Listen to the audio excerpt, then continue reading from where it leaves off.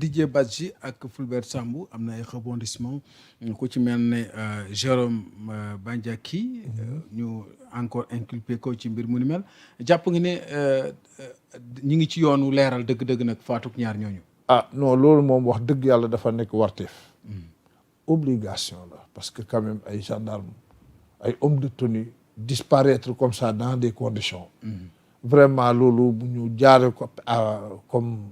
lu mu sota am loolu baaxul ci réew et puis loolu ça n'encourage même pas les forces de défense et de sécurité parce que ay nit lañ aussi yu servir leur pays leur nation am ay jaboot alors donc je crois que mérité nañ su fekkee disparaître nañ dans des conditions floues dans des conditions mystérieuses la justice se doit quand même de prendre en charge ce dossier et d'élucider bu ñu amee dem ba gis ay coupables vraiment des sanctions doivent être prises pour que non seulement nul n'en ignore mais pour que mu bañ a amati dans l'avenir parce que tamit ay hommes de tenue vraiment mënuma comprendre ñooñu war a aar su fekkee ñoo amuñ kaaraange mais ça pose problème donc il faut que la justice élucide loolu et puis dem ci ba au fond parce que c'est vrai man je bokk naa ci ñu wax ni c'est vrai même bu ñu épinglé kenn c'est deux hommes de tenue donc je ne pense pas que kenn nit rek peut-être est-ce que am na kattan ak doole bu mu leen mën a faagaagale donc il faut que man j'encourage la justice à aller jusqu'au fond des choses parce que boo xoolee lii mën nañ koo xaar ci même yeneen dossiers yoo xam ne jaar na fi ci événement yi am na mën nañ koo xaar tamit de la même manière mais bien sûr parce que gisa Ousmane Sonko parce que mbir yi yéex na loolu ci enquête yi vraiment xam nga pourquoi je le soutiens surtout ba ci martyrs yeeg yooyu moi je le soutiens Ousmane Sonko naa la waxal loolu c'est l'occasion de le dire dama ànd ak moom démb tey ak ëllëg te lu sama gëm-gëm bopp la man la engagé parce que daf ma doy alors tey jii dafa nekk koo xam ni vraiment il est incontournable ci jeu politique bi incontournable qu'on le veuille ou pas et un acteur majeur de la vie politique mënuñ asseoir une paix durable en l'excluant ou bien en le diabolisant il faut prendre au sérieux le phénomène ñu koy wolofeel nañ ko jël au sérieux Ousmane daj na lu nekk nag ci politique bi parce que parfois damay dégg sax nit ñi di wax def na di mais li mu daj man day wax dëgg yàlla maa ngi bëgg nag def ay fan Sénégal waaye gisaguma homme politique bu daj li mu daj waaw soo bëggee wax loolu façon injustice bu ne nag teg nañ ko d'ailleurs maa ngi dool dégg sax kenn ku ni Ousmane Sonko ci opposition amul jàmm noppaluwut bu ñëwee ba nekk au pouvoir est-ce que du moo sonal mu bëgg a encore non parce que xam nga moo sonal boppam tamit ñaar dong la woote ñaar képp la woote est-ce que moo jël ku ko ci mere moom soloon ci opposition ba tey way di ko sol ci pouvoir déedéet ñaar yooyu mu déparé ci ñaar yooyu rek la taxaw ba léegi ku ko mere ci ñaar yooyu nga ko meree mooy justice képp koo xam ne dund nga injustice ak kala ko teg war nañoo dem yoon ñu leeral ko lañ la teg ak lañ la war a jox ci yoon ñu jox la ko mooy justice ñoŋal alalu réew mi képp koo xam ne jël nga alalu réew mi dinañ def tout ba nga delloosi ko mbala daan di ci war ñu teg la ko waaye Ousmane Sonko képp ku ko contre néew la dama ko contre ndax il est en train de défendre ses intérêts personnels et c'est ça le problème man je me dis que gisuma réew boo xam ne nee nañ mën nañ ko doxal mbala jàmm am fa te justice amu fa ak préservation suñuy ressources ñoŋal suñu alal ak teg yëpp ci yoon ku ci def lu dul noonu ñu teg la daan bi war gisuma réew boo xam ni bëgg nga dem ci jàmm te tegoo loolu léegi nag bu fekkee ni dañu ne ok ñi def démb nañ leen baal waa ñi def ëllëg ñiy def nag buñ ñëwee sàkku ñu baal leen. bañ a def ba kenn du def tamit loolu aussi mooy wax ji. waa bañ attention mooy bañ a def ba kenn du def. loolu nag c'est une discussion parce que xam nga nee nañ. bañ a fexe ba aussi kenn dootu def aussi. non fokk am def fokk mu am xam nga pourquoi. ñun même juriste dañ ni bi ñu indi sanction pénale. la première fonction de la sanction pénale xam nga mooy lan. mooy dissuader. C'est ce qui serait tenté d'imiter le délinquant.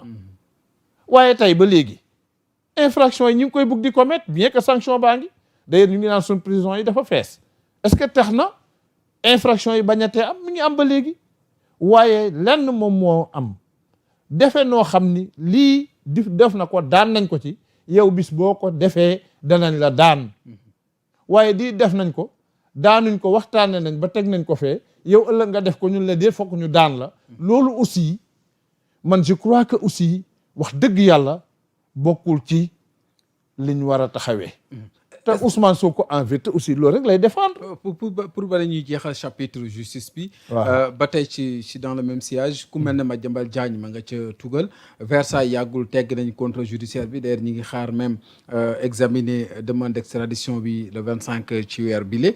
mu mel ne bu ñu xoolee à la lumière des choses ni muy doxee fële ci réewum France da ngay jàpp ne kon ñun moom mi ngi bëgg am dëgg que ne xëy na équitable boobu mu doon sàkko ci bu ñëwoon fii ci yoonu Sénégal mu am ko dafay mel ne fee ñu ngi koy jëmmal ne kon ñoom ñi ngi doxal yoon dëgg.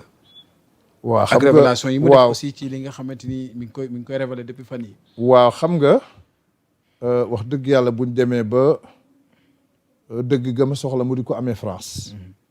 est-ce ñàkk wóolu te war koo amee sa réew bon xam nga loolu. parce que si ay déjà kàddoom nee na Ousmane Sonko moom. non xam nga Ousmane Sonko a bon dos. xam nga da ngay gis sax nit ku dawal otoom pono bi toj mu ne Ousmane Sonko la. nit ku xam nga Ousmane Sonko partout non lu am c'est-à-dire que diabolisation bii ñuy def dama leen ni nañ ko arrêté nañ bàyyi lépp luñ def Ousmane Sonko moo indi rapport ba rapport yi ñëw CENTIF Ousmane Sonko dem togg ko ba mu ñor mu indi ko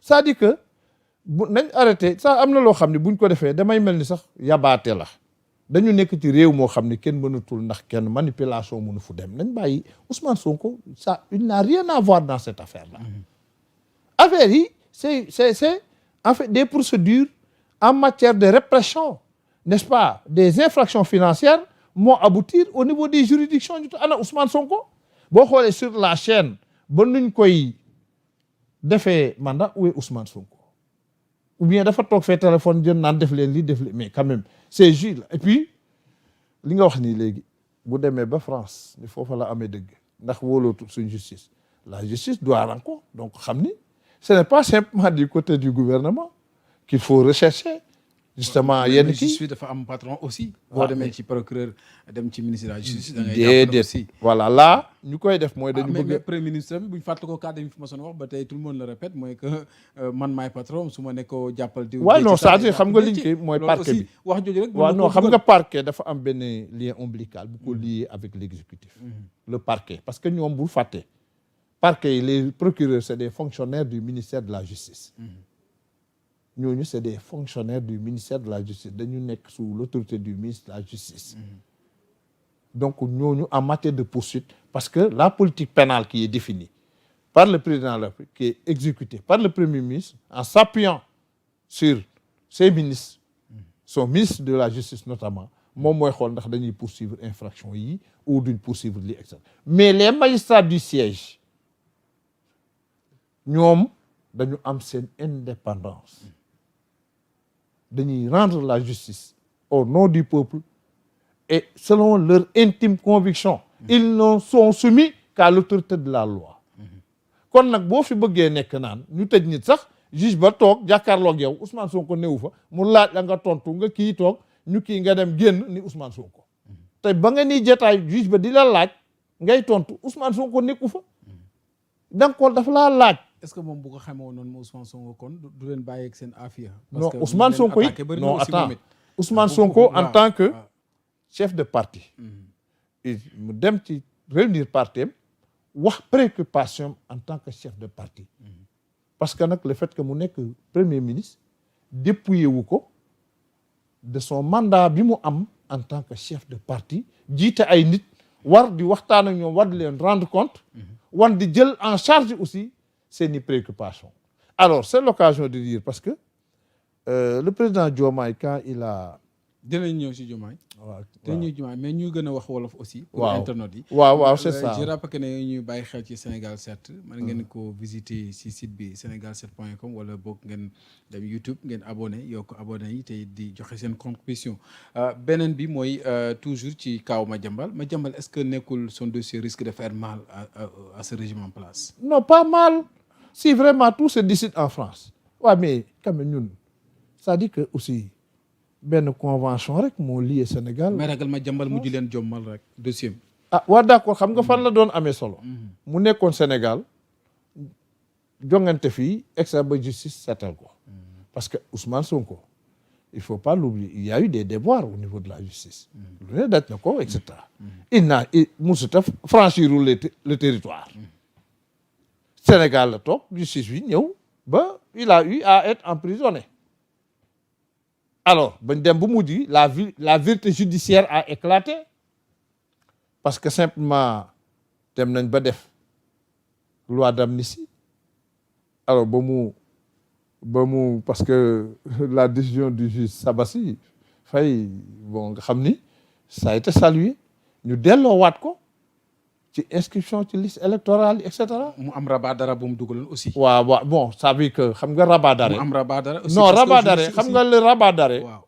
a rendu définitive la décision, n'est-ce pas, qui a été prise par la Cour suprême.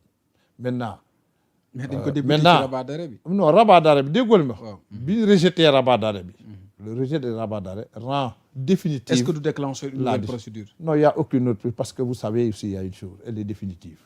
Le jugement elle est définitive elle acquiert l'autorité de la chose jugée. alors maintenant qu'est-ce qui s'est passé? Il y a eu la loi d'amnistie.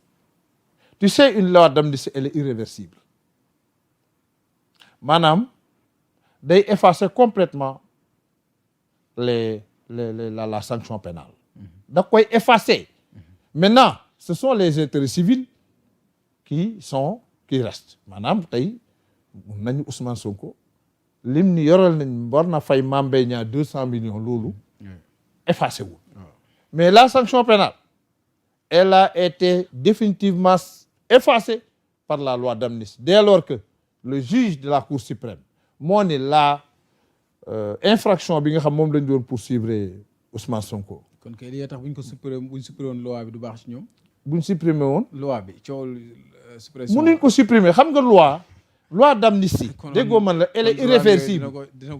une loi d'amnistie elle est irréversible mon frère.